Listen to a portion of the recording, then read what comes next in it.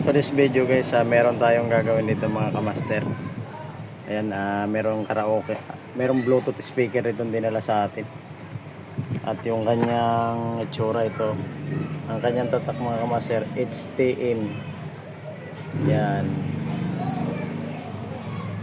Yan. Alam naman natin na kadalasang sira nito sa mga ganitong sakit ng mga bluetooth speaker. Ayan so guys, ay mga kamaster, sira na yung kanyang pin charger. Ang problema nito, ayan kung makikita nyo, sira na yung kanyang pin charger, ayaw nang mag charge. Kasi nakita ko sa kanya dito mga kamaster. Ayan, focus natin mga kamaster. Ayan yung IC na yan mga kamaster, yan sunog na yan. Turo ko lang. Yan, kung nakikita nyo yung mga kamaster, sunog na yung kanyang IC na yan mga kamaster, kaya ayaw niya nang mag charge. So ang gagawin natin mga kamaster, no choice tayo kundi pansamantala, kasi sabi na mayari, irekta muna natin yan. Irekta muna natin siya. Kaya yung sa kanyang battery mga kamaster, yan, nilagyan natin ng cord. Yan, tinry muna natin kargahan yung battery niya kung sakaling okay pa yung battery niya. Yun, at talagyan na lang natin ng pansamantala na charger para magamit nila ng mayari. Kaya yung mga master, naglagay tayo ng cord. Yan, papunta yan doon sa yan, papunta doon sa saksakan mga kamaster, yung sa adapter na yun. Ito.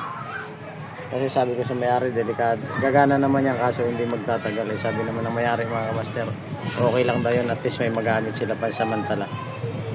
Ayan, at medyo malakas pala ito mga kamaster, yung kanyang speaker, dalawa. Ayan, dalawa yung kanyang speaker. Ayan, ito, tsaka ayan mga kamaster sa dulo. Ayan.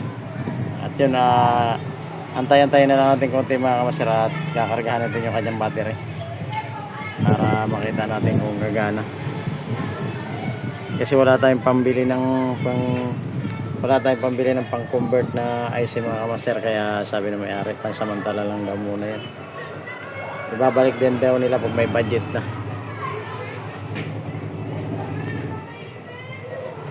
Ayan mga kamaster, kaya pala nasunog kasi